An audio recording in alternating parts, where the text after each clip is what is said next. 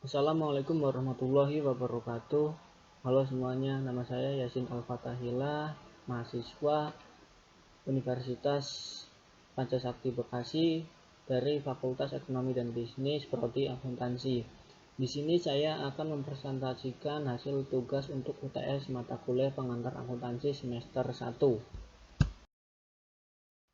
Yang pertama ada analisis transaksi.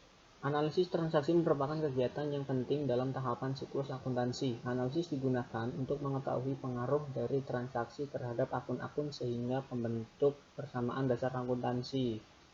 Kemudian yaitu akuntansi perusahaan dagang. Akuntansi perusahaan dagang adalah proses pencatatan maupun prosedur akuntansi perusahaan dagang. Proses tersebut digunakan untuk mengetahui laporan keuangan seperti laba, rugi, arus kas maupun jenis laporan lain dalam suatu perusahaan pada periode tertentu. Dan kemudian ciri-ciri perusahaan dagang.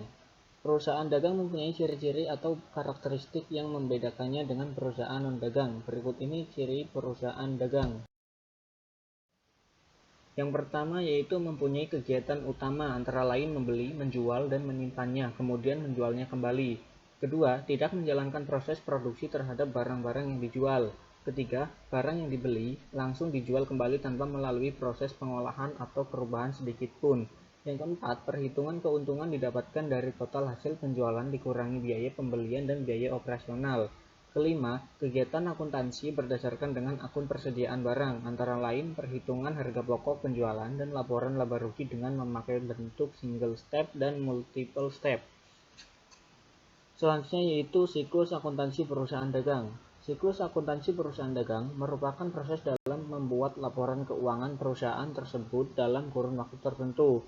Umumnya, perhitungan akan dimulai dari pengumpulan data transaksi hingga ke pembuatan laporan keuangan perusahaan guna melanjutkan penutupan saldo. Berikut adalah bentuk tahapan siklus akuntansi perusahaan dagang. Yang pertama ada transaksi, kemudian akan melanjutkan masuk ke jurnal. Dari jurnal akan posting ke buku besar, lalu ke neraca saldo, lalu masuk ke jurnal penyesuaian dan neraca saldo setelah penyesuaian. Kemudian akan menjadi laporan keuangan, lalu masuk ke jurnal penutup dan menjadi neraca saldo setelah penutup dan menjadi jurnal pembalik.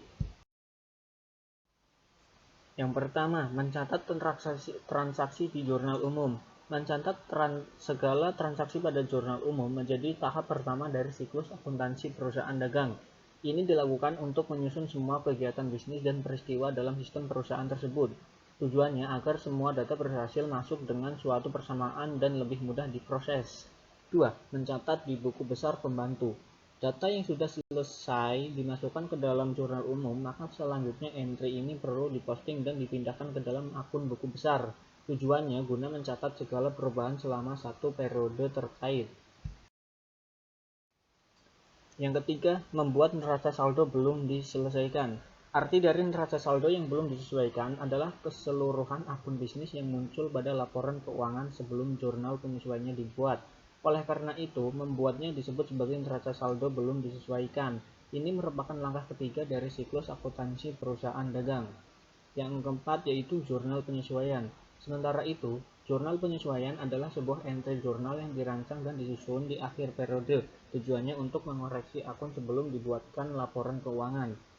Entry penyesuaian ini menjadi langkah paling sering digunakan untuk menerapkan prinsip pencocokan pada jumlah pendapatan dan pengeluaran perusahaan selama periode tertentu. Dan yang kelima yaitu neraca saldo telah disesuaikan. Sebelumnya, neraca saldo sendiri merupakan daftar saldo penutupan akun dari buku besar di tanggal tertentu dan menjadi langkah pertama sebelum masuk ke dalam penyusunan laporan keuangan.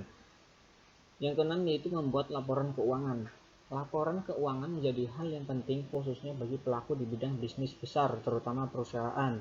Kendati demikian, penyusunan laporan keuangan juga perlu dibuat semaksimal mungkin oleh badan usaha berskala kecil.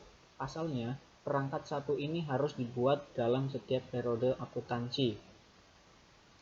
Yang ketujuh yaitu membuat jurnal penutup. Jurnal penutup merupakan entry yang disusun pada akhir periode akuntansi guna menghapus seluruh akun sementara dan memindahkan saldo pada akun permanen. Ibaratnya, Akun sementara perlu ditutup dan diatur ulang di akhir tahun atau bisa disebut dengan istilah menutup buku. Yang kedelapan yaitu neraca saldo setelah tutup buku. Neraca saldo setelah tutup buku berisi daftar sebuah akun dan juga saldo perusahaan sesudah tahapan entry penutupan untuk selanjutnya diposting di buku besar. Gambaran sederhananya, data ini akan mencatat sebuah akun permanen yang masih memiliki saldo. 9. Membuat jurnal pembalik. Jurnal pembalik merupakan entry jurnal yang disusun di awal periode akuntansi untuk membatalkan dan membalik jurnal penyesuaiannya. Sebelumnya memang sudah dibuatkan di ujung siklus tahunan sehingga langkah ini menjadi tahapan terakhir. Kemudian yaitu membuat jurnal penutup. Jurnal penutup penjelasan selanjutnya yaitu adalah ayat jurnal. Berikut ayat jurnal dari sebuah transaksi. Kantor angkutan Alan dimiliki dan dikelola oleh Tuan A. Gedung dan peralatan kantor yang digunakan adalah sewaan karena sedang menunggu perluasan. Aset dan kewajiban perusahaan per 1 November 2020 adalah sebagai berikut. Kas senilai Rp170.200.000. Piutang usaha sebesar Rp190 juta. Perlengkapan senilai Rp20.750.000. Tanah 30 juta, utang usaha Rp64.200.000. Berikut adalah transaksi bisnis dengan sekaligus bentuk pencatatannya dalam jurnal, yaitu penyesuaian periode November 2020. Pada tanggal 2 November yaitu ada transaksi Tuan A menambah investasi di perusahaan dengan setoran tambahan kas senilai 150 juta dan kendaraan senilai 75 juta. Di dalam catatannya yaitu kas 150 juta ke debit, peralatan atau kendaraan 75 juta ke debit, lalu pada modal yaitu senilai 225 juta yaitu pada kredit. Pada tanggal 5 November yaitu transaksi membeli tanah untuk digunakan sebagai area parkir dengan membayar tunai senilai 45 juta. Dalam catatannya itu tanah 45 juta ke debit, lalu pada kas dengan 45 juta ke kredit. Pada tanggal 8 November yaitu menerima pendapatan atas jasa yang diberikan sebesar 70 juta. Bentuk pencatatannya itu kas 70 juta pada debit, lalu pada pendapatan yaitu 70 juta di kredit. Pada tanggal 10 November yaitu dengan transaksi membayar kreditor untuk melunasi utang usaha senilai 25 juta. Yaitu dalam bentuk pencatatannya yaitu utang 25 juta pada debit, lalu pada kas yaitu 25 juta pada kredit. Dan selanjutnya di tanggal 11 November yaitu membeli perlengkapan secara kredit senilai 8.200.000. Berarti bentuk pencatatannya itu perlengkapan senilai 8.200.000 pada debit, lalu pada utang usaha. Utang usaha 28.200.000 pada kredit. Pada tanggal 12 yaitu menerima pendapatan atas jasa audit dan dicatat sebagai piutang usaha sebesar 155 juta. Pencatatannya yaitu piutang 155 juta pada debit dan ada pendapatan yaitu 155 juta di kredit. Di tanggal 15 November yaitu menerima kas atas piutang dari pelanggan senilai 200 juta.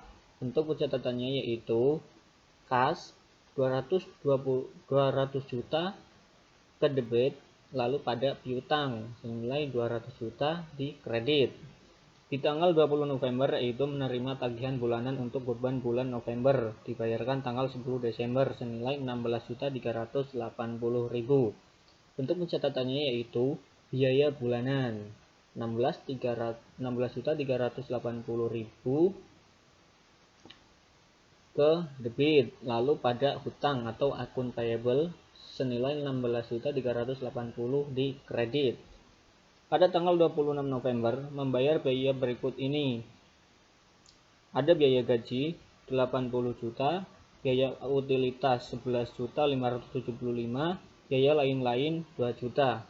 Bentuk pencatatannya yaitu beban gaji yaitu 80 juta pada debit, biaya utilitas 11.575 di kredit, biaya lain-lain senilai 2 juta di debit, lalu pada kas yaitu senilai 93.575.000 rupiah pada kredit. Lalu total balance tersebut yaitu senilai 878.155.000 rupiah. Baik, mungkin itu saja yang bisa saya presentasikan dari hasil saya. Apabila ada kesalahan maupun kekurangan dalam menyampaikan isi dari presentasinya, saya mohon maaf yang sebesar-besarnya. Sekian dan terima kasih. Wassalamualaikum warahmatullahi wabarakatuh.